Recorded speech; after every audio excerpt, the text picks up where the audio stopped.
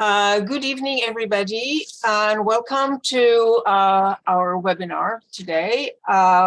This is brought to us by the Convivencia Alliance, and it is Israel. How did we get to it? We have two distinguished speakers, Haim Bresheeth and Raef Zreik, and they will each speak for half an hour, and then we will open it for questions. I just want to ask everybody to please mute themselves and also turn off their video for the duration of the lecture. We would also like for people to remember that we will not be able to tolerate disruptions, and people who do disrupt, unfortunately, will have to be excluded. During the Q&A, we ask the people, especially if they want to ask a question, unmute themselves and also show the video, and that people send their questions to the chat where we will be able to interface them, and I will be able to give people the right to speak. To introduce myself, my name is Hagit Borer. I'm a professor of linguistics at Queen Mary University of London. I've been an activist for peace with justice, let's put it this way, in the Middle East for, it's coming on 50 years. And I have lectured on this, and I have written on this, and I have done a fair amount of activism on the topic. I am originally from Israel, and I now live in the UK. I wanted to just say a few words before I pass the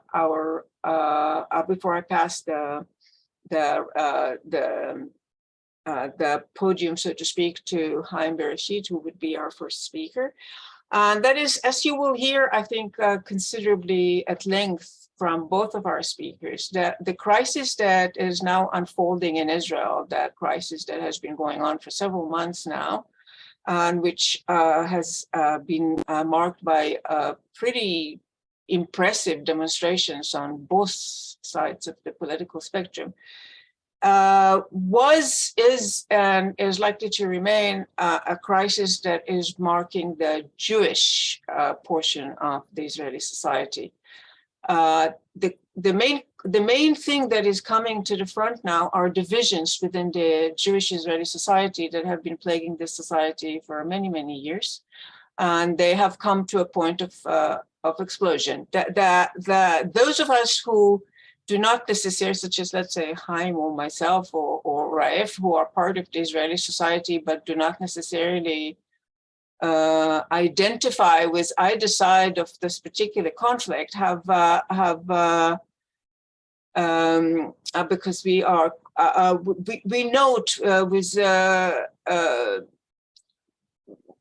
one of the most striking factors of these demonstrations, and that is that they, both sides cast themselves as patriotic Israelis and as proponents of the desire to have a Jewish state. The question is just what kind of Jewish state they desire, and the visions are extremely different and extremely conflictual. Many times during the history of the state of Israel, escalation of conflicts with Palestinians or with Arab countries have come to be enacted in order to enable very deep divisions within the Jewish society to be masked by the emergence of overriding national interest. And one of the very striking things about these particular demonstrations is that certain consensual beliefs about the civic national consensus within the Jewish society have been questioned. And so there's a lot of discussion that's been happening in radical circles on whether or not the result of these demonstrations would be to return to the status quo ante, which was very far from ideal, and I'm sure both of our speakers will address this issue. But I think that there are ways in which both sides have broken away with certain fundamental Jewish, Israeli, and Zionist myth There have been numerous, shall we say, sacred cows that have been slaughtered in the last several months. And it is not entirely clear that it is possible to return to the status quo ante, which is, at least in my humble opinion, perhaps already something. I wanted to just give a small example. The example are the Israeli pilots. Pilots within the Air Force, the Israeli Air Force, have been much revered and have enjoyed tremendously high status and lots of privileges. And they were untouchable. They were a section of the population that was completely untouchable. What is remarkable about this particular set of events that have taken place in the last few months is, first of all, that quite a few of the pilots have put themselves forth publicly as dissenting from the national interests as it is or may be expressed by the government of the State of Israel. They have declared that they would refuse to undertake missions for this government if the legislation that is proposed will go forth. But what is equally striking is that on the part of the supporters of the legal reform, there have been vicious attacks on those very same pilots. All of a sudden, things which have always been true, and that is that they're very privileged, that the State of Israel has invested millions in these individuals and have given them a lot of benefits at the expense of many other things. All of these things are all of a sudden coming to light, and it shows, I think it illustrates very, very clearly how this particular conflict is bringing out into the open, into the public domain, and into the discourse, contradictions within the Jewish society, which are very important. Just because of that, even though, as I'm sure both speakers will note, that big campaign on behalf of democracy that has been going on the part of the population that has been demonstrating in the major streets of major cities for the past 3 months, as is very well known, their notion of democracy is democracy for Jews. And that has delimited that campaign to begin with. But even within these very narrow parameters, I think a return to the status quo ante is not possible. And it is, at least to my mind, carries a little bit of promise with respect to the ability of things actually moving on and some real changes coming to be, not just with respect to the present government, but with respect to the reality of the State of Israel in the last 75 years. And I will now pass the floor to Haim Bresheeth. Haim Bresheeth is a filmmaker, a photographer, and film studies scholar, and a professional research associate at SOAS University of London. His books include the best-selling Introduction to the Holocaust with Stuart Hood, which was published in numerous languages. Edited volumes include The Gulf War and the New World Order, Cinema and Memory, Dangerous Liaisons, which is in Hebrew, The Conflict and Contemporary Visual Culture in Israel and Palestine. And most recently, a well-publicized book, An Army Like No Other, How the IDF Made Israel, that came out with Verso 2020. I pass the floor to Haim Bresheeth. Haim, please. Thank you. Thank you very much, Hagit, for the introduction, which I think saves some of our words for us now. Obviously, the three of us are not really keen on a Jewish state of any kind, because by definition, such a state is undemocratic. And Israel itself, Israel was never a democracy, so there's no democracy to save. I'm sure both of us will talk about that, but I'll go into some details later on. I want to describe the two sides to this conflict. First of all, what is this conflict really about? Supposedly, only about democracy, the judiciary selection, religionization, which is a bad description in English of the word hadata, which means enforcing religious rules and regulations. And about Netanyahu, these four issues supposedly are exclusively what this is about. You've noticed that the million or so Israeli flags that the opposition ordered in China are being heavily used. So both sides are claiming to be the real Israelis. What separates the sides actually got a lot of coverage. What actually is more important, I would argue, is what they agree on, because that is what is important to Palestinians and those of us who support the Palestinians. Now, as an old-time Marxist, I think that what shapes people is what they do.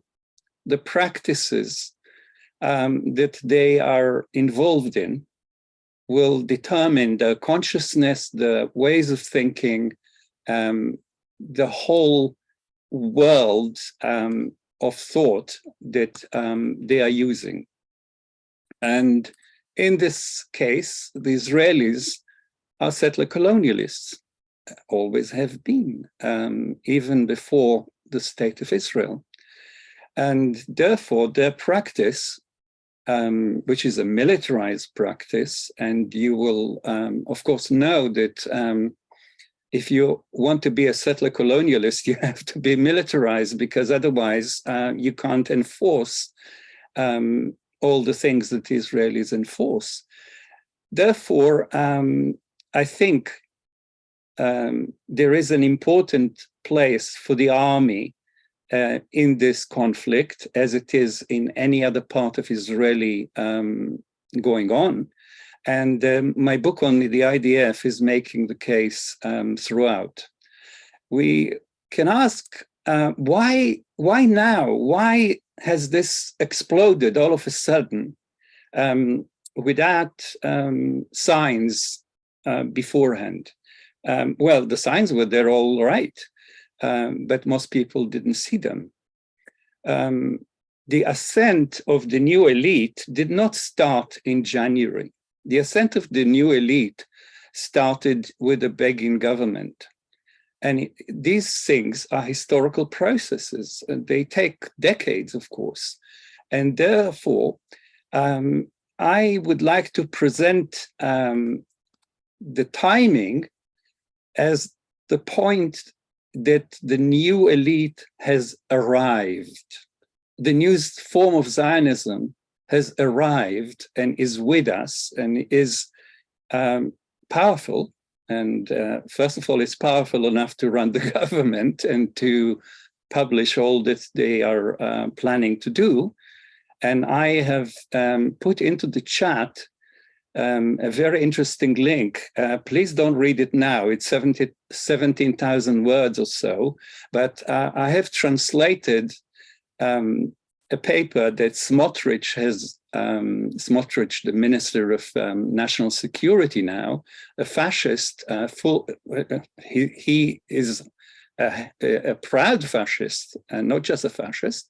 And he wrote in 2017 a Hebrew article in an extreme right-wing publication called Hashiloach.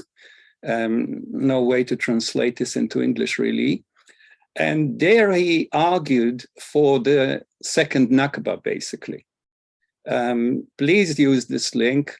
I think he adjusted some of the sentences where he became a minister in January. So my translation is of the second version, which is trying to hide some of the nasty sides of the plan, yet it's very nasty. It's nasty enough. So first, who are the opposition? What do they stand for? Where do they live? Where do they come from?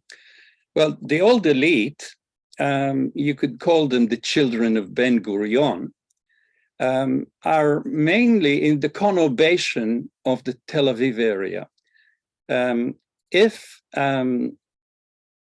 in Britain we have the same percentage in the Greater London area, that will be 32 million people. At the moment, it's less than 13.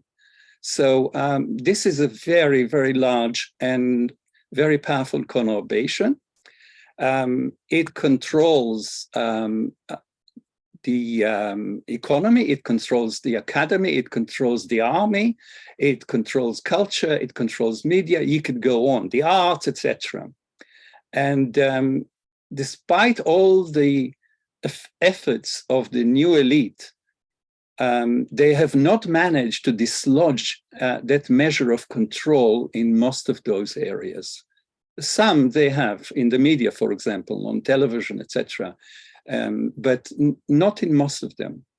Definitely not in the army, which we'll come to later on. So this is this conurbation that is basically ruling the country. It's producing most of the income. It produces most of the exports. It produces the military-industrial complex is in its hands, as is most of the high-tech industry. So these people are, a lot of them, army officers, either in long term or in the reserves. Most of the high-ranking officers of the IDF are Ashkenazis, like those in the opposition. I should also mention the kibbutz movement. It's lock, stock, and barrel behind the opposition. And if you just look at who speaks at the meetings of the opposition, it's all the generals who should be in the ICC at The Hague. And they keep saying, and Moshe Ya'alon was the first that said it, if the reform that Netanyahu is pushing passes, me and all my friends and also your sons and fathers will be in The Hague. Now, I think this is probably optimistic, but this is what they are worried about. One of the things that they are very much worried about, that the fact that they are war criminals, any way you look at it, and that they have done this for decades, will bring them to The Hague. So these are the people who speak to the demonstrators and who see all those seas of flags in the wind. So this is very interesting to start with. This population has very good links with the West, of course, with the US, with the EU, with Canada, Australia, etc. A lot of them actually, as academics or professionals, work occasionally in other countries, and a lot of them plan to move, they say, if the reform passes. What do they want? Law and order is one of the first things that is on their lists, because they have written the laws and the laws benefit them. Therefore, it's very crucial for them that the law shall not change and the judiciary shall not change.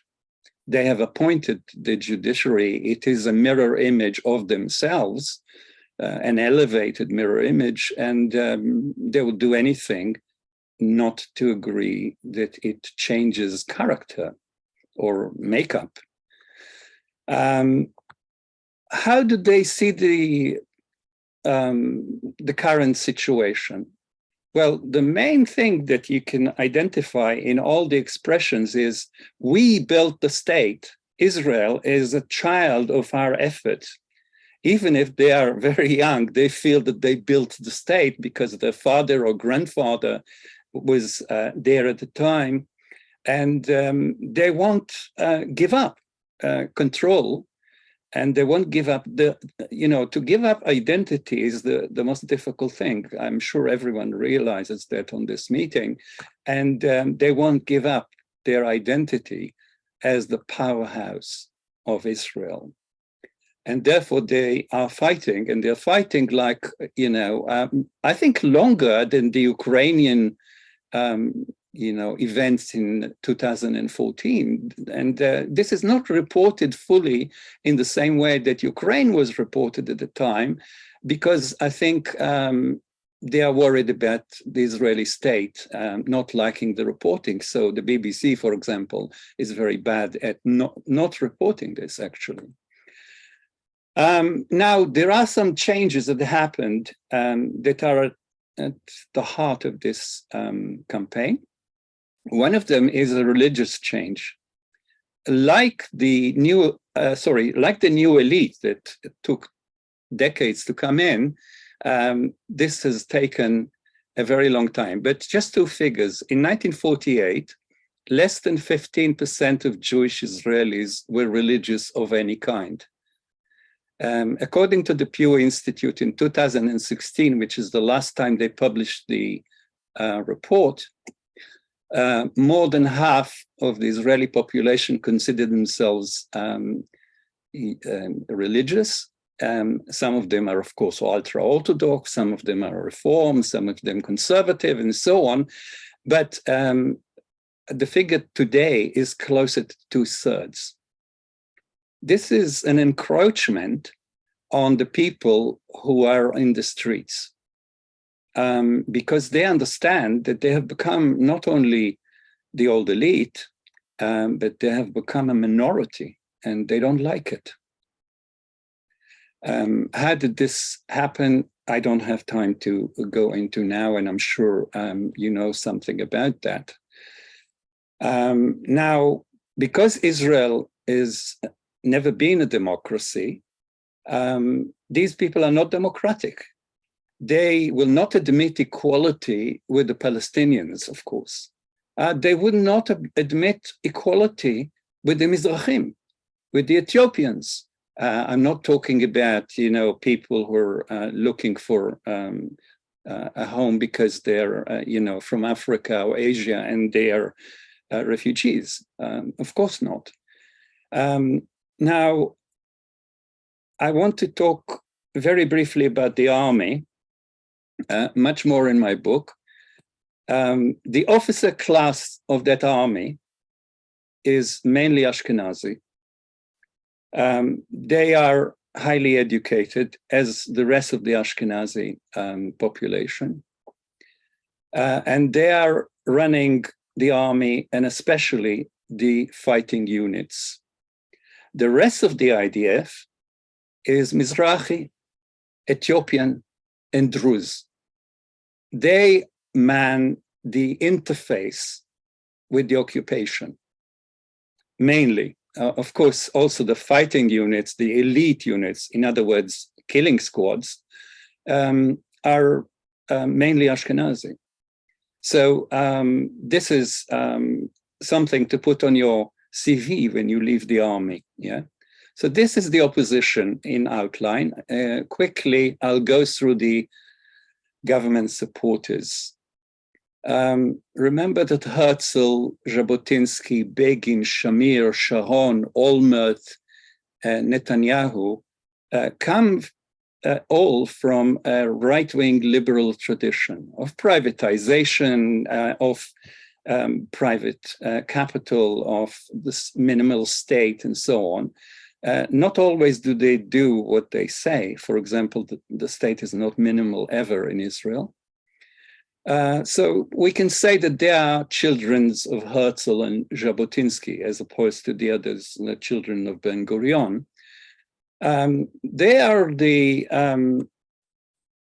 sorry. They are the new elite is the main body that ruled Israel since 1979. About 4/5 of the period, we had right-wing extreme government led by Begin, Shamir, Olmert, Sharon, and Netanyahu. All of them are right-wingers of an extreme type. So no one serving in the army knows what a country that doesn't occupy is like. Actually, even the parents don't know that, because their parents were born after 1979 and served in an occupation army. A lot of them are ultra-Orthodox and Orthodox or religious. I think something like half are, at least half. A lot of the others are Mizrahim, settlers, and fascists of the new type that now rules the roost. All those points, all those divisions, of course, are interlaced. So, you know, you have fascist religious people, and you have Mizrahim who are, you know, liberal right, and so on. The makeup is actually less homogeneous than the opposition. I described the opposition. Most of them are Mizrahim, even in the religious field. But they include lower middle class, working class. They are less educated. They're centered in the Jerusalem area, and the ring of steel, which is surrounding Jerusalem with settlements. And they have been not supportive of the law, because the legal system has limited their opportunities and denied them others. So it's understandable that they don't think that this system is perfect for them. Like other Israelis, they're militaristic, chauvinistic, and racist. I don't think I need to persuade you of that. And they, in the main, support halacha law, which is the religious law, instead of the secular law, which now runs Israel. They are an ascendant class, and they are very strongly anti-socialist, obviously. Not that the others are socialists. Arguably, I would argue that socialism has never existed in Israel, apart from a short time in the 60s when Matzpen was a powerful force in argument, but not in numbers. And obviously an anti-Zionist group of revolutionary socialists, you know, a number of us, Hagit and myself, belong to it, and probably many others who are listening. What instead unites those two? I explained what separates them. The first thing is the IDF.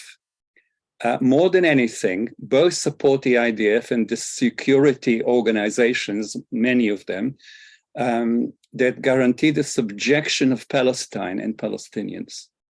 Even people who have not served in the IDF see it as the main machinery of change. It formed modern Israel in the first place. Ben-Gurion used it as the machinery to form Israeli identity. And they want to use it, and they can use it because what I said about the young people that never lived in a non-occupation country, they can use it and they will use it. Now, their Jewish identity is an exclusivist identity. much more strict than the first group, but both of them support a Jewish identity which does not accept non-Jews in Palestine. So basically they support Nakba too, but they debate what the best way to do it. One side says, let's do it quietly and people won't notice. And the other side says, no, let's just cut the whole thing. Let's do it in one, read the report I submitted to you in the chat. That's how they want to do it. Now, both of them are anti-Arab, Islamophobic. They have deep hostility to ideas of social equality. Last but not least, they are fully committed to the Zionist settler colonial project, to apartheid, and to the control of the whole of Palestine. That is why Palestinians are not that welcome and at the demonstrations. The Palestinian flag is not welcome, is disallowed actually. And that's why the few Palestinians that ventured and spoke were censored. They were told what not to say and also what to say. And if they veered from that, they were censored. Now I'm coming to my conclusion. What position should people like us take vis-a-vis this? I think we should realize that having hundreds of thousands of people in the streets is an opportunity to introduce into the air ideas that before that, Hagit, are you telling me the 2 minutes? I don't hear you anyway. The opportunity is there to organize people who are on the verges of such crowds to go to demonstrations with Palestinian flags, to argue. And this is now becoming not the usual slogan, but a very strong slogan of the demonstrations, which is one democracy for all from the river to the sea. This is the one state democratic solution, yeah? No one before this period ever voiced it. So despite all that I said, and because of all that we know, we must use the historical opportunity to undermine Zionism and the militarized nature of it. So if we can actually plant in people's minds the idea that the solution to the conflict can be and is and will be a single democratic state for all its citizens that treats the Nakba as a crime, and not just in terms of apology, but in terms of reversing the results, allowing refugees to come back to Palestine, obviously not to their homes because they were destroyed, but looks after them. That is better than the wars that Israel has fought, which is, Israel fought more wars since 1948 than any other country on earth. So Israeli Jews, are not having it that good in terms of peace. And they persuaded themselves that Dayan was right, that we have to live with the sword in our hand or we will lose the country. They persuaded themselves. Now we are there to persuade them of the opposite and hopefully bring it about sometime. Don't know if in my lifetime. So coalitions are being set up between mainstream organizations and radical ones, Palestinian, Mizrahi, feminist, environmentalist, human rights, etc., there are opportunities for speaking about a progressive agenda. And I think this meeting is part of it, yeah? And in the United States, JVP is doing an amazing job for the last 20 years of bringing that progressive message to the American Jews. And now the American Jews understand that what they are seeing is an abomination, and most of them don't want to have anything to do with it if it goes on. This is quite a change, and this change needs to happen here and in Europe, and we are a long way from it. And this is a reason for those meetings. And this is a chance to present a Palestinian point of view to the revolt, to the demonstrations. They have never listened to the Palestinian point of view. There was no channel for the Palestinians. It's not allowed to be expressed in terms of activity, in action and change. And I hope that you don't think that I'm too optimistic, because I'm not. I'm not an optimist, but the optimism of the will, as Gramsci reminded us, is very necessary for those of us that totally reject the settler colonial realities of Israel, reject the suppression of Palestinian identity, reject this stealing of land, reject all those things, but also reject some of the Israeli ailments, the inequality, the treatment of Mizrahim and Ethiopians and so on. I'm not, of course, not talking about the Palestinian Israeli citizens. It goes without saying. So all of us are invited, are advised, I think, to move to another mode of operation where we can argue our case, which we were not allowed to before, to introduce a left-wing progressive agenda, which is anti-racist, anti-colonial, and in a sense, revolutionary. But this is a revolutionary time in Israel.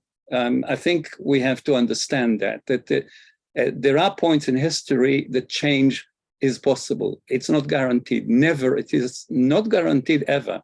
But with enough action, with enough pressure, with enough commitment, we can do it. Thank you very much.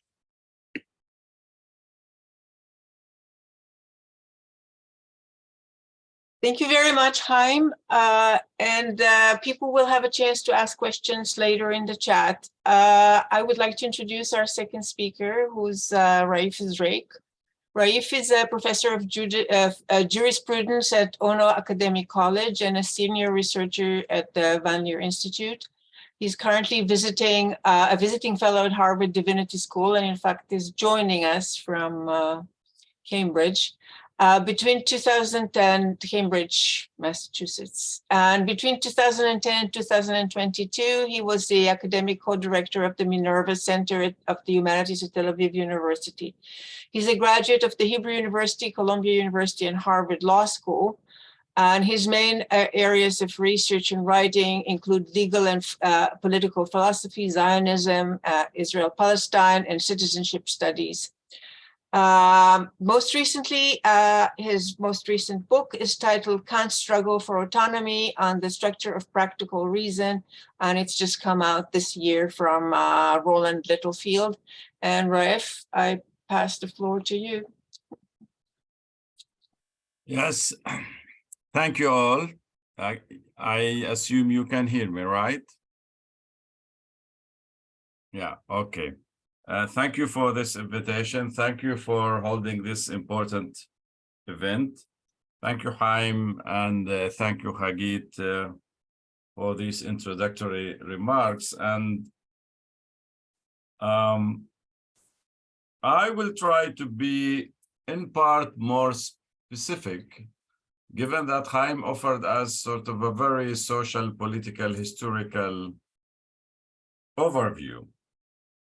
So I'm finding myself doing what usually I don't do, which is usually to try to locate the legal in a wider historical and political frame. Probably I would be in part, I'll be zooming in instead of zooming out. Sometimes I also would go back and do some zooming out.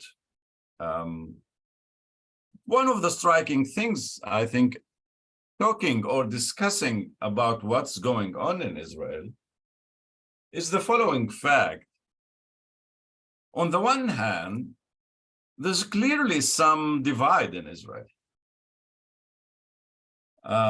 Demonstration going for 3 months with this energy is remarkable. We haven't witnessed that. And the division is not, let's say, completely superficial. Though there are really many things that unite both parties, there's still a division. And on the other hand, looking from Palestinian perspective, this total division or this total controversy, deep controversy in Israel, seems to be from Palestinian point of view as almost completely marginal, almost completely not able to touch the deep structure of the relation of the Palestinian with the Israelis. So here is something that really requires some contemplation, if not some explanation, how to put together the sense of serious divide along the feeling that it's only marginal. Or let's ask the question, in what sense there's something new going on in Israel, or is just more of the same since the beginning of the Zionist project? How can we be faithful in describing what's going on, both in terms of continuity, because this doesn't happen just out of the blue, and on the other hand, how can we be able to discern that there's certain threshold probably is being crossed? And this is in part what I would try to attempt to do, and I'll attempt to do that in part by looking on some minor details in the picture. One way to describe what's going on is simply through settler colonial paradigm. The problem with the settler colonial paradigm, like every other paradigm that try to explain everything, Marxist paradigm, that explains everything as class struggle, is that one might probably try to explain everything as this is a stage in the settler colonial project, which is true. This is a stage, a new stage in the settler colonial project. But I think that's the framework of the discussion or of the analysis, but it cannot consume all of the analysis. And one should look on minor details and in the global picture at the same time. So, but let me say a few technical things that probably are important for those who are not versed in the exact discussion in the minor details about the constitutional revolution that's going on. What is all about in terms of the technical proposals? First of all, it's really changing lots of the inter-Jewish Israeli game. It's not a minor change in this regard. Looking from it internally is just, it's not only change in the way that judges are appointed, the Chief Justice is appointed. It includes an overriding clause that means that the Knesset actually can override any decision by the court. It's abolishing the reason for the reasonableness sort of idea of judicial review that the court can strike down administrative action whenever it's not legally reasonable, which was the main actually tool for the Supreme Court to intervene in administrative action. The suggestion or the law that is being put to the Knesset that actually the Supreme Court cannot review what's called basic laws, changing the status of legal advisors so that they become only as sort of a personal legal advisors, that you can dismiss their legal opinion. And these are just part of the proposals. When all the proposals are being put together, for those participating in the system, this is a huge change in the system. It's a huge change in the system. It amounts to ruling without rules. Really, it's amount to ruling without rules. Now, ruling without rules has been the case all the time if you're under military rule, because military rule, the rule is the permanent exception and the arbitrary power, actually, of not to say the military commander, even for any soldier in any roadblock. But now there is sort of an expansion of the idea of ruling without rules, from being limited to the West Bank to being sort of the mode of operandi in the Israeli state at all. So for those who are participating in the game, this is quite a change. Some other change, which I don't think it's insignificant, and I'm here, given the background that Haim gave, I would like to amplify. Had he done otherwise, I would amplify the other way. I think that historically, the legal system, the law in Israel, and that's not only about Israel, the legal system in Israel was being in the service of the Jewish state, in the service of the Jewish people.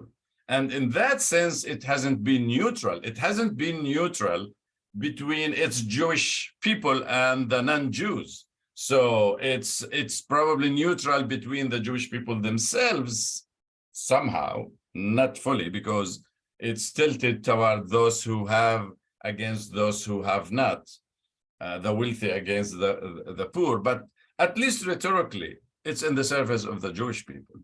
The Palestinian didn't experience the neutrality of the law. They actually more experienced the fact that the law was against them. Sometimes it defended them. But that's the nature of the law. Sometimes it defends even those who are the victims of the law. Still, I think in this regard, we might be witnessing, if this constitutional revolution will succeed, we'll be witnessing a change in the sense that more and more the law is in the service of the government. The law is not in the service of the Jewish state. And that means that more and more Jews would be the victims of the law. And again, this has been the case with the Palestinians, but now we see by the fact that it is becoming, the law become associated with one interpretation of what does it mean to have a Jewish state, and subjugating the logic, the legal logic, to the government, not to the logic of statehood. I think this is something might be something new and reveals a new stage in the structure, in the constitutional structure of the Jewish state. Again, looking from Palestinian point of view, is just the extension of the way that the law was practiced in a clearly exceptionalized way vis-a-vis the Palestinian. Now this exception is devouring the legal system, so that the arbitrary nature of the legal system becomes more and more dominant. So in this sense, probably one should see that there is something new. Now, it's all against the background of the history of Zionism as we know it. Now, who are the powers that are leading for this counter-revolution or revolution? And here I think there are so many stories to tell, and I think Haim told many of them. The division is not one division, it's so many divisions. One way one can say it's fascist against mainstream pseudo-liberals.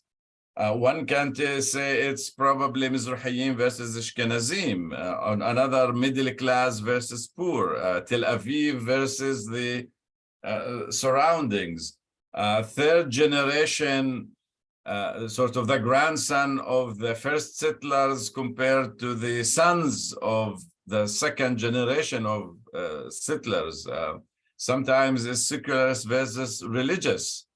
And sometimes those who support a certain compromise with the Palestinians against those who are completely against any compromise with the Palestinian. So here to elaborate the picture that Haim was portraying, clearly those who are opposing and demonstrating, probably most of them are not for any compromise with the Palestinian, but some of them are actually. But those who are in the government, none of them for any kind of compromise with the Palestinian. So that makes, probably there's still a difference on the margins, but it's a difference. How much one can count on that difference? Probably not much, but probably there is some space for intervention that Haim alluded by the end of his talk, and something that I would refer to myself by the end of my. So there are so many ways to tell the story of what's going on. In the immediate level, at the level of contingency, I think there are two immediate powers that are very much interested in this change. One is Netanyahu, personally, and one shouldn't underestimate the fact that Netanyahu is interested in this attack on the legal system for his personal issues. So this is one. Second, the Orthodox groups who have been suffering for a long time, let's say, from the Supreme Court. And let's be frank about it. Israel, in many ways, is more, let's say, when it comes to issues of religion and state, there are several leading court decisions that really could be construed to be against the religious Orthodox groups. So they have good reasons, actually, to take a position against some of the Supreme Court rulings. So Israel's story is, in a part, Israel is becoming more religious and less religious at the same time. So the story here is a little bit complicated. And those groups on the right wing feel that actually the Supreme Court and the legal system in general, given that after the last 40 years, the right wing have been winning all elections. So in terms of potential for change through democracy, the left wing is not able to offer any impact on the Israeli society. So part of what the Israeli center left have been doing in the last 3 decades is relying on the Supreme Court in order actually to infuse Israel with some residue of some minimal liberal values that are within the Israeli society itself. So in a situation when the politics itself, parliamentary politics, is moving to the right, the center liberal is using the Supreme Court as the last battle or the last resort for its own politics. So that makes the Supreme Court the site of hostility for most people on the center right and religious conservative people. So this is this is something that, in part, and add to that, the really hostility between Shas and especially Deray, long story with the Supreme Court, is simply delivering time after time decision against Deray. But this is more, let's say, one of them is contingency, the other is sort of more a historical contingency. But probably the overall picture is the overall picture of the really national religious right-wing fascism that is growing, and mainly in the last 12 years since Netanyahu in power. But the root, the seeds for that has been, for decades, has been there.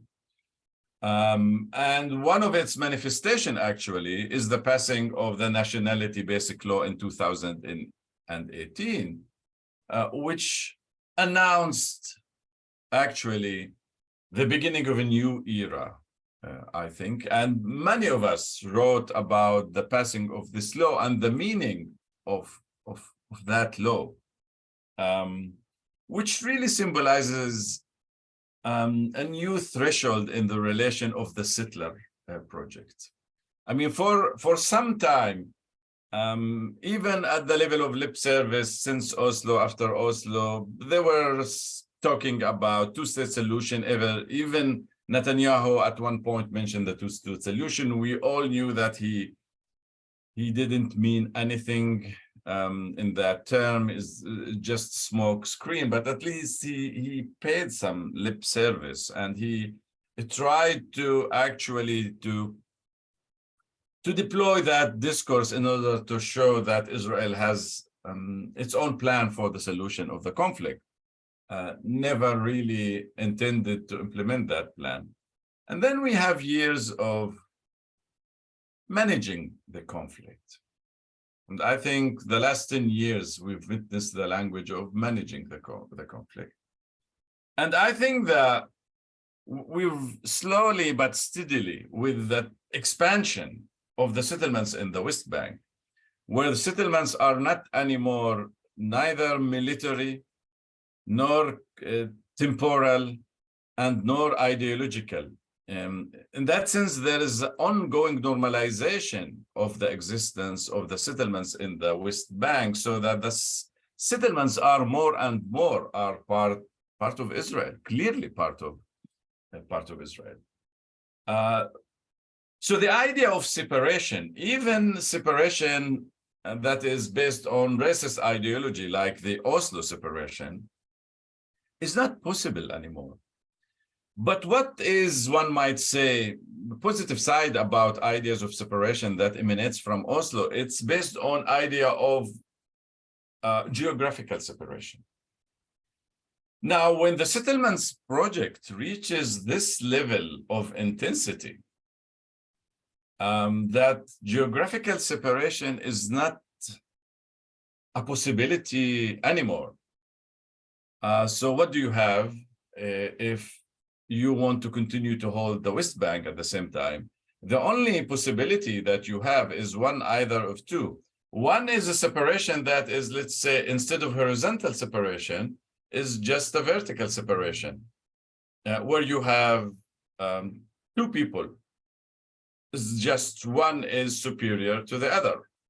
That is just declared apartheid, where the Jews, wherever they are, they have privileges, and Palestinian, wherever they are, that is not only in the West Bank, but also inside Israel, they are, at the best case scenario, a second-class citizen. Now, you need an ideology and you need a constitutional structure that actually reflects this reality and turns it from just mere contingent legal piecemeal arrangement into a structural arrangement where really the Palestinians should be completely defeated, their national rights completely abolished, and simply to give them the chance, either they accept Jewish supremacy or there should be ethnic cleansing and they should be expelled. So in the overall, probably that is the wider frame in which one should view this overall project, or this overall constitutional revolution that is taking place, so that we've reached the point that Israel have been constituting a colony, and now the point where the colony should colonize the constitution itself, so that the West Bank is the logic of the West Bank and apartheid and colonization in the West Bank is becoming the organizing logic of the state in itself, in a way that it's not only moving the logic from Israel to the West Bank, it's the logic of the West Bank also moving back into inside Israel. But this is an overall logic that could have, one could ask, but why now? It could have happened probably 10 years from now or 15 years. I think here's the only answer is that sometimes it's just contingency that the Netanyahu trial that is simply accelerated the undercurrent of these events and brought them to the surface. So it's a contingency that allowed necessity to appear, actually. So the necessity where all the time is going on in there. And it's just now it's become more crystal clear. The other aspect to that, and this probably is there's something unique about the constitutional structure of Israel that invited this kind of a crisis to appear in the way that it is appearing. It could have appeared in another way. And the constitutional story, I'm not here in the position to tell the story of Israeli constitutionalism, but what I would like to say is the following, is that for so many reasons, one of them, because of Israel is basically a movement, it's not simply a state, because state is static. Israel is all the time a movement in the process of expansion, and its population is never determined. It's all the time in the process of absorbing new Jews.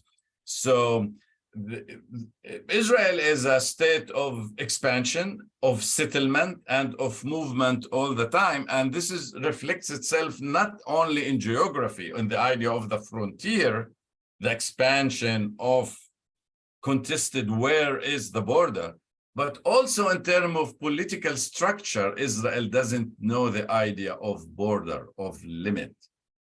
So Israel doesn't have a written, rigid, formal constitution, and probably that is not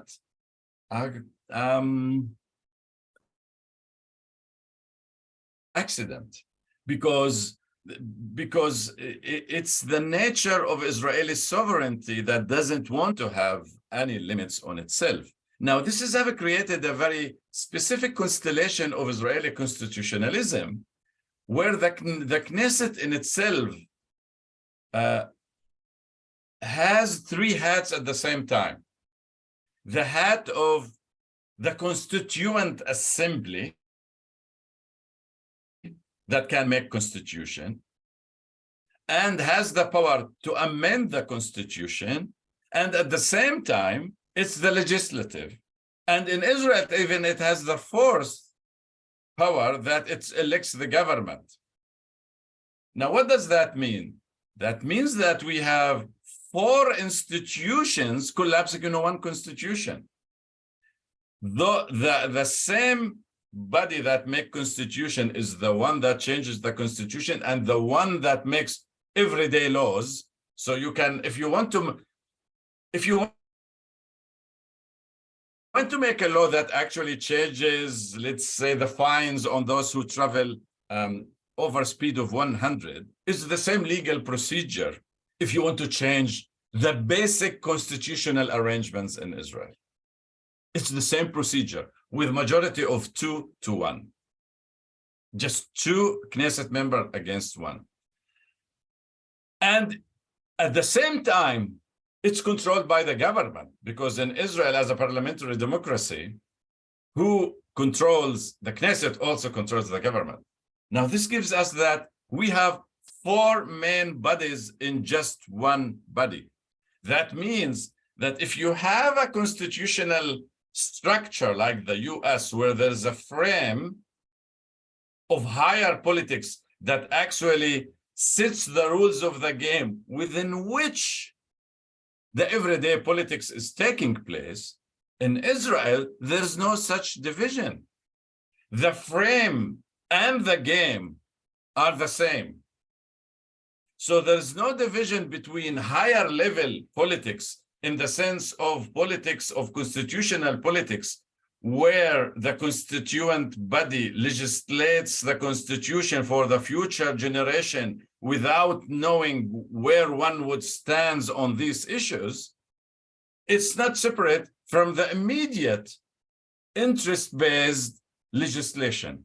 Now, this is what that means, that everything is for grab all the time. That means that you can change the rules of the game while you're playing the game at the same time. This is what allowed the specific problem, the specific constitutional crisis that we're witnessing at this exact moment. And this is probably could be attributed to the nature of the Israeli state as an ongoing settler project in itself. But that is the immediate constellation, constitutional constellation, that actually can explain why all of a sudden, it's not that there is such a controversy over these constitutional issues, but actually there are no agreed rules on how to adjudicate this controversy. This lack of agreed rule on how to resolve controversy on constitutional matters when they appear actually reveals the depth of this crisis. Now, I want to end. I agree completely with Haim that this is probably a good time to offer some horizon. And I think, despite the fact that most of those who are participating in the demonstrations, raising Israeli flag, committed to Zionism and committed to the Jewish state and supremacy, that's in itself shouldn't prohibit us to think that they actually, during the events, one can change one's mind. Sometimes our feet going to demonstration, clashing with fascists, can change our ideas. So sometimes the feet do what the mind still is not conceiving. Because simply confronting fascism can all of a sudden bring to mind all kinds of questions that until now were frozen. The beautiful thing, and I say use the word beautiful, about what is going on is that we're witnessing a moment that could be a moment of unfreezing of certain questions that we're taking for granted. And this is probably the moment to ask, to put on the table, using the fact that people are thinking about the essential of what does it mean to have Jewish existence in Palestine, that there might be an opening, and to ask question, what does it mean to solve the Jewish questions after all? And what is the nature of democracy and colonialism? What is the nature of the internal question of Israel constitutionalism with the external question of occupation? What are the structural requirements that can guarantee on the long run a democratization and liberalization of Israel? What is the nature of the relation of the fact that ruling without rule? Is there a relation between ruling without rule in the West Bank and ruling without rule inside Israel? In what sense can the rule of law be divided between Israelis and Palestinians? And in this sense, one can only offer to push the internal critique of the dynamics that is existing on the margin of those protesters, and to pose to them a question that force them to widen and enlarge their political imagination. That's the hope. I'll stop here. Thank you very much, Raef. And we are now opening the floor for questions. Please, everybody, send your questions to me, and I will do my best to to give everybody a chance to talk and to diversify as much as possible the topics. We have one question from Jonathan Chadwick. I'm not sure I see Jonathan, whether you're here and whether you would like to ask your question in person. Please feel free to turn on your video. No, I think the question speaks for itself, really. It's just to do with the fact that the whole of this, the story, this process that's going on in Israel could be looked at from the point of view of the development of the stages of settler colonialism, but equally the whole process of the genocidal process against the Palestinians could be seen to be the only thing that can possibly hold Israeli society together. And so therefore the process could be looked at as another stage in that genocidal process. I mean, I suppose it's just really to do with the fact does the Israeli state really need the Tel Aviv liberal intelligentsia? Perhaps that's not quite the right characterization of it, since it is involved in the army. But the question stands for itself, I think. Yeah, but nobody. I'm the only one who saw the question, so maybe you can repeat it. Oh, I'm so sorry. I mean, I put it in the chat. Yes, but the chat went to Haim, and then Haim forwarded it to me. It didn't go to everybody. Oh, I'm sorry. I didn't realize that's quite confusing. Would you like me to read it? Well, yeah, I think that's probably a best idea. I'm sorry. Yeah, I just have to make your best of it. So the question is, to what extent is it, I imagine you were talking about the present demonstrations, to what extent is it a stage in a genocidal project vis-a-vis the work of Daniel Feierstein, as well as a stage in the settler colonialist project? What is the relationship between these two processes? And so, Raef or Haim, would one of you like to answer this? I could start. I think the two processes are one, in a sense.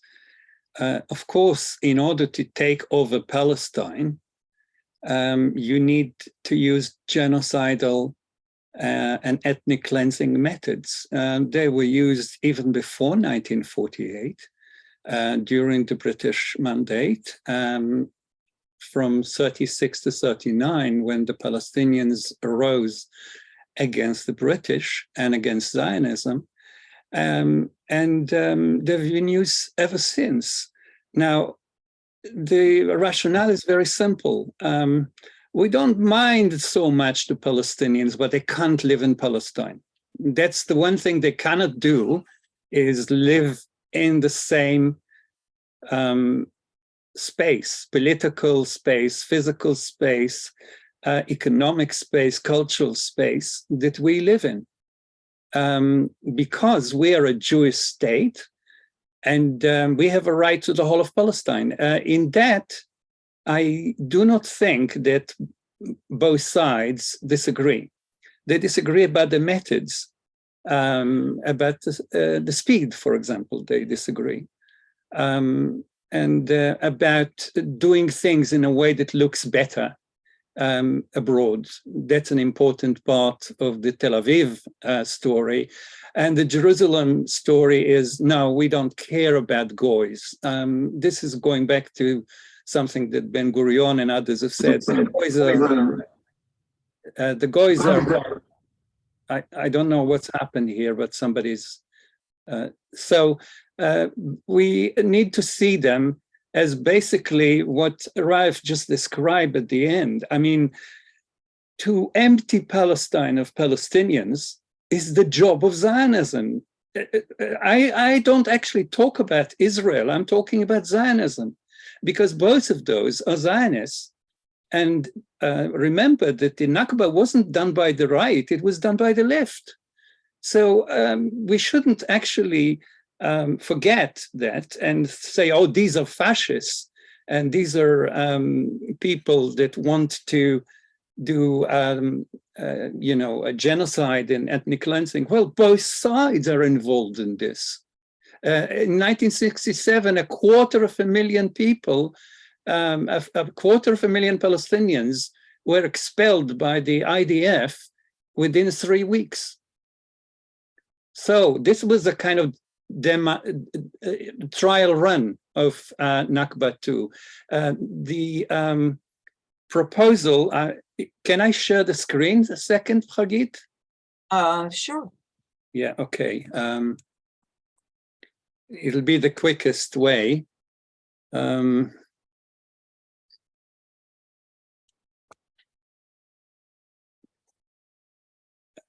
Okay, this is the plan, the Smotrich plan. This is a tiny bit of it.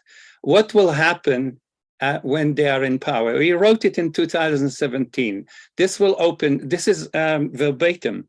This will open 2 alternatives for the Palestinians. Those who are ready to give up national self-determination will be able to stay and live there and enjoy the great plenty, progress, and excellence brought by the Jewish people. They will be residents rather than citizens, without the rights to vote and be voted for, and without rights of self-determination. Those who are not ready for this will have to leave to one of the many Arab countries or somewhere else, and we will help them to do so. And the second one, I will only read the first sentence. He calls it refuses. Those who will refuse to leave and will choose the third option of violence against the IDF will be dealt with by the security forces much more resolutely than we do today, and in better conditions for us. The permanent solution, remember, must be built on the total removal of the Arab hope for a state between the river and the sea. So I'll stop the share. Read the plan, read the full plan. This is the first time that Zionism is actually producing a plan in writing and saying openly what it means to do. Normally, they had plans, of course, but they kept them secret. In 1967, in July, they had a very large plan on how to control the territories, but they never revealed it.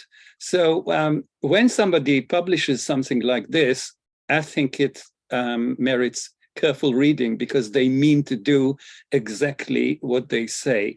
And one of the sentences, and I'll end with that, is the army is strong and efficient and will kill those that need killing. I think, the use of words says it all.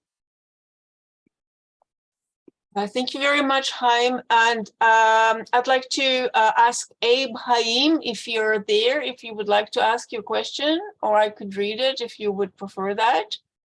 Yes, can you read it, please? Yes.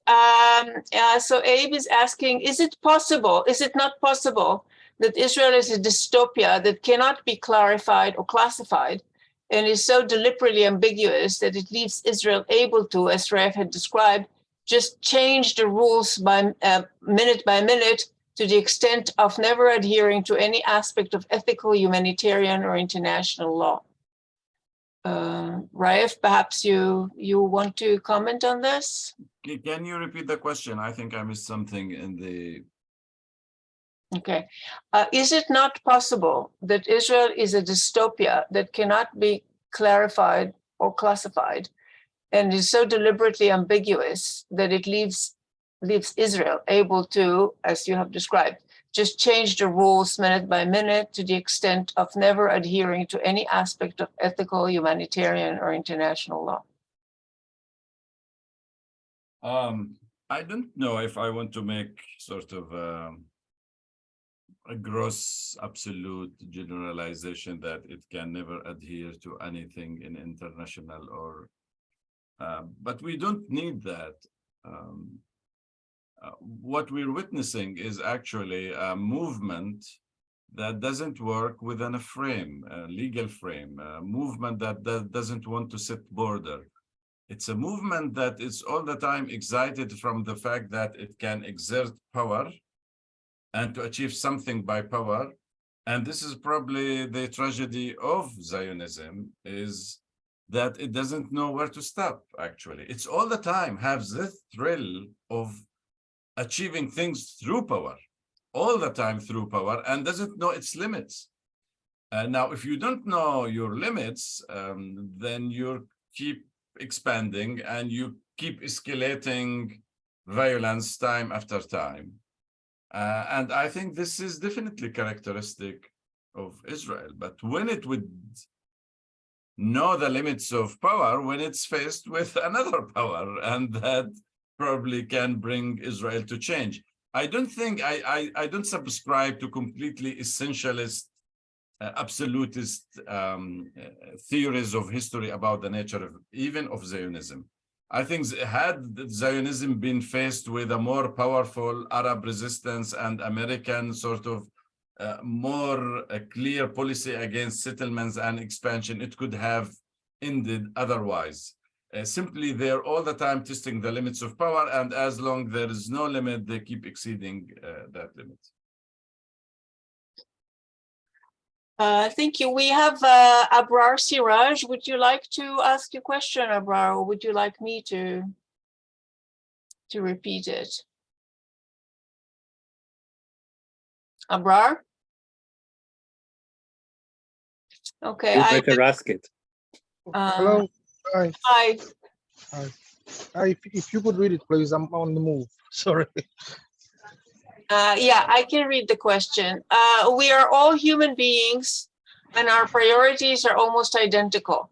Could this be the only way to resolve matters rather than focusing on identities manufactured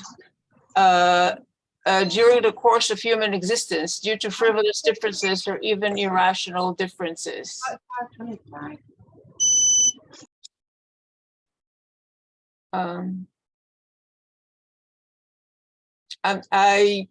Abrar, it could maybe help if you clarify the question a little bit, because I'm not entirely sure, for instance, what the question is. Because I think we tend to get muddled up. Can you hear me? Yes, we can hear you. And get consumed by all the various names that we have given to it. What is it given to what? Ourselves. Ourselves. Okay. Yeah. I think what we need to focus on, what are human priorities? What are the priorities for all human beings? And sort of think on those lines to arrive at a solution. It cannot happen by keeping alive our differences, which I'm saying they have been manufactured and over time, and they have been exaggerated over time, basically to perpetuate conflicts, and that's all they do. And they're not even sort of important differences in that sense. They're frivolous and irrational, most differences that have categorized human beings as this or that. Thank you, Abrar. Haim or Raef, would you like to comment on this?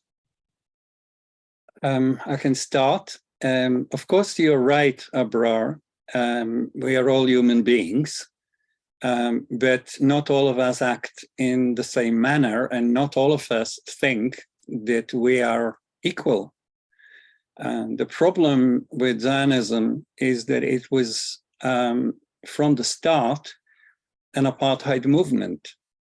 From the start, it did not accept the existence of non-Jews in Palestine. Please go to the uncensored edition of the Diaries of Theodor Herzl, and read. I'll send a link in a minute. Read his diary in June of 1895. He already there, because the diary was secret, and he didn't think it will be published, and it was only published 22 years after his death, and then it was censored heavily, and what I'm going to say now wasn't included. But let me tell you what he says. Very, very clear. It's June 12th, 1895. When we occupy the land, we shall bring immediate benefit to the state that receives us. We must expropriate gently and privately and the private property on the estates assigned to us. We shall try to spirit the penniless population across the border by producing employment for it in the transit countries, while denying it any employment in our own country. The property owners will come over to our side. Both the process of expropriation and the removal of the poor must be carried out discreetly and circumspectly. Let the owners of immovable property, meaning land, believe that they are cheating us, selling us things for more than they are worth. But we are not going to sell them anything back. So this, in a sense, tells you that 125 years ago, already the what Raef called the framework, or the framework of the settler colonial conflict and the settler colonial settlement project were already outlined by the father of Zionism, who is a right-wing liberal. And he wouldn't have any of them, and he would help them, of course, to leave, as we can read in the current Smotrich. He is very nice. You will help them. You'll give them the tickets and so on to disappear from his beautiful Jewish paradise. I think that's the problem.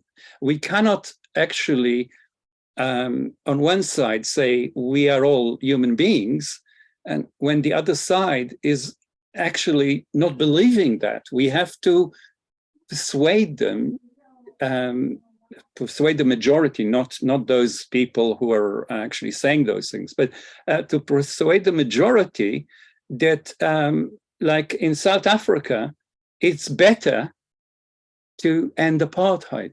It's better to end occupation. It's better to end illegalities. It's better to end war crimes than continue with them.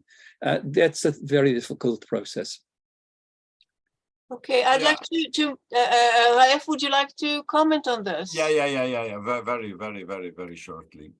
I just want to invite you, Abrar, to listen to the leaders of South Africa in the 60s, the leaders of apartheid. Their argument on separation and segregation was based on the idea of human equality. They said that actually God created us equal but different, and the way for us to prosper is that actually each one should prosper his own way with his own community. So what I want to say by that is that the concept or the idea of humanity or human nature is too abstract, it's too general, it's too indeterminate to allow us to deduce from it any political, concrete, institutional arrangement. And it could be interpreted so many ways that beneath the general concept, there are so many different conceptions. Between the one, there is a plurality of ways of being human that render the concept of humanity as rather vacuous concept. Thank you very much, Raef. The next question is Oren Iftachel has a question specifically to Raef. And Oren, would you like to ask your question yourself? Maybe you can unmute yourself and turn on your video. Can I open the camera? Can I open the Yeah. camera? Please do, by all means.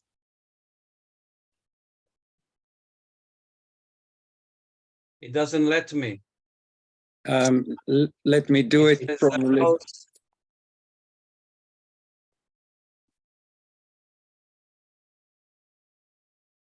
Right. I Thank you sent, very much. Thank you, Hagit, Haim, and Raef, for very interesting presentations. And I have much to say about what you said, but I would like to narrow it to a question which relates to the end of settler colonialism. Now, Haim and my long debates over with Patrick Wolf was quite deterministic in a way that settler colonialism continues and continues. And I very much like Raef's idea or framing that it continues until its power is exhausted. And there is not predetermined point. And I think perhaps relating it to the current protest, perhaps, I'm not particularly optimistic, but there is a possibility that there is a constellation of powers now that might stop the progress, the march of settler colonialism to dispossess and colonize the Palestinians. I'd like to look at history at Northern Ireland, at Southern United States, at Colombia, at South Africa, many settler colonial projects that encountered power that ended them at some stage through politics, through marching, through initiatives, through entrepreneurs, through international pressures. Now, Israel so far has been defended and protected and cushioned by the American empire, but that also shows some signs of abating. And in this kind of puzzle, there is an Israeli opposition now, I agree with Hagit, that is unprecedented. It's not enough to unsettle the colonial project, but it is unprecedented. And as a participant to see hundreds of thousands of people chanting democracy, it has some responsibility in those chants. It's not an empty slogan. However, it hasn't included the Palestinians yet. And I want to ask Raef, I think the most interesting puzzle at this moment is Palestinian politics. And it is, to some extent, and I'm also involved in it, very frustrating that Palestinians see themselves totally on the sideline. And there's a range of reasons, of course, that they can be, reluctant to join something with like Haim rightly said, with 1 million Israeli flags and with all kind of generals standing on stage. But there's not only generals. In Beersheba, 16 weeks, I think 13 weeks of those, there were Palestinian speakers talking about there is a Palestinian people, answering to Smotrich when he said there's no Palestinian people. There are, house demolition. There is occupation. They're talking truth to power. And also in Haifa, there's quite a few Palestinian speakers. And so it is surprising in a way that the Palestinian public in Israel and also in the West Bank and Gaza are very reluctant to join. And we know that sometimes goals of protest change while they're happening. Gramsci told us about rearticulation of struggles. So I want to hear from Raef, what's his take about this reluctance of Palestinians to join, and whether there are some openings or some maneuvers that can happen with the leaders of the Israeli Jewish protests that can actually enlarge the camp to an extent that perhaps there will be a structural change in the colonial system. Thank you, Oren. Thank you for coming, and thank you for definitely for asking, which is really the extremely important question for the Palestinians. On the one hand, you can imagine why Palestinians really don't feel comfortable with ease joining such a demonstration that actually re-establish their absence, because within the sea of Israeli flags, it's really very difficult to participate in such demonstration. But one should zoom out and to see that the political arena is not constituted by the polarity of the demonstrators and the government. One should open the spectrum and create a third polarity. For example, and this is what I expect that Palestinians can do, and mainly Palestinians in Israel. Palestinians in the West Bank are mainly counting the dead bodies. So it's really too demanding for them to expect from them to sort of to interact with what's going on. But Palestinians in Israel, I think I expect from them to do something that not necessarily joining the demonstration, but actually to influence the demonstrators from the outside. I'll give you an example.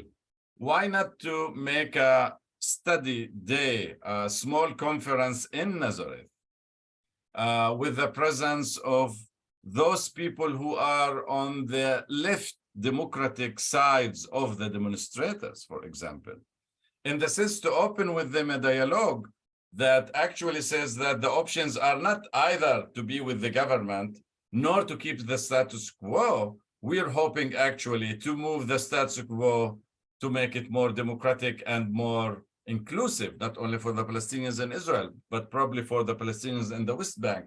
And in this sense, their contribution would be to show the internal contradiction or the limits of the protesters' logic themselves, in the sense, if you really are sincere about democracy, there are certain things that you have to do on the long run, because assume that you win and completely the government would declare that there is no constitutional revolution. Okay, so what?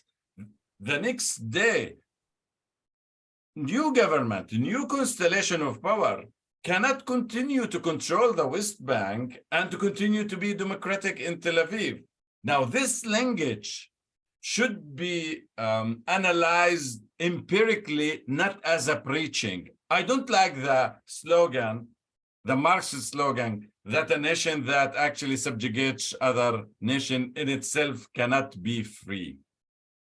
I don't like it because of its moralistic tone, in the sense that actually Britain subjugated India for a long time, and it wasn't clear that England in itself didn't have some level of liberal rule. But in case of Israel, it becomes empirically impossible to do both of those. And in this sense, I think that we do have, first of all, to our Palestinian nation, but also to our fellow citizens, that to show an option, a horizon. I mean, the right wing said clearly what is their vision. Our vision is Jewish supremacy, that there are one nation over the other nation. Now, the center liberal, if you want to call it, doesn't have a vision. In many ways, shares the vision of the fascists, but in a more modest way. And it's part of our role is to say, look, actually there are two visions. Either you have a binational equal states that gives equality to both nations as individual and as a collectivist. Otherwise, you will end up being a Smotrich. And we're giving you the vision that is binationalistic equal. In this sense, the Palestinians should be a third pole in this conversation, and that way to stretch the vocabulary of the conversation. That's the role that I think they can play in this game.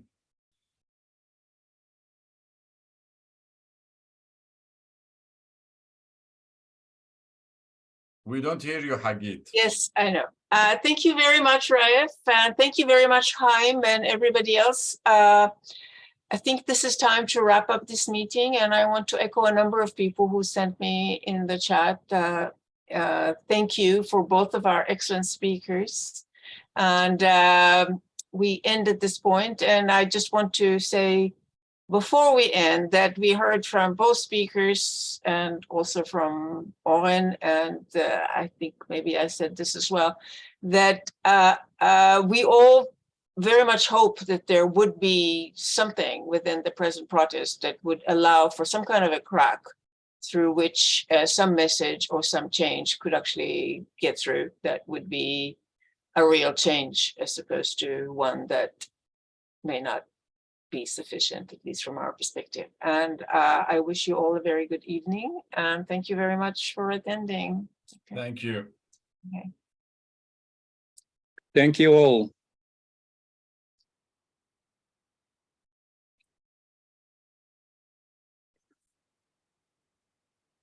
And thank you, Hagit. Well, thank you. We must thank you very much.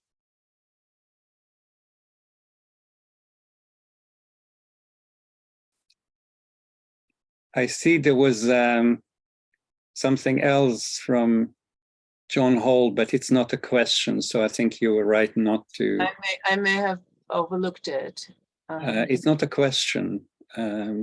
Or if it is, it's a question to Oren Yiftachel. Yeah, I don't know. But, I don't think it got sent to me. Okay. Sorry, he did send it to me. Yeah. Okay. But it's all done. Okay. Well, great. I'm going to work on the recording tonight, hopefully, and it should be available tomorrow on JNP website, and hopefully also on the Convivencia Alliance website.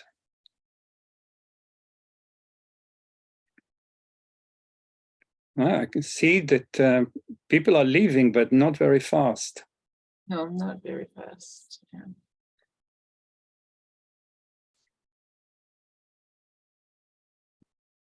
Okay. David. Hi. Hi.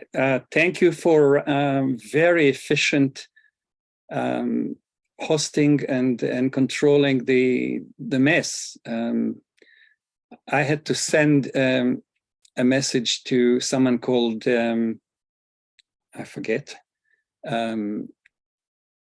Zainab, because she kept clicking her microphone on, Yes, but otherwise it was fine. Yeah, we have to prepare for the worst, but it's never happened so far. Well, No one's let's had to be go on like excluded. that. Yeah. Yeah.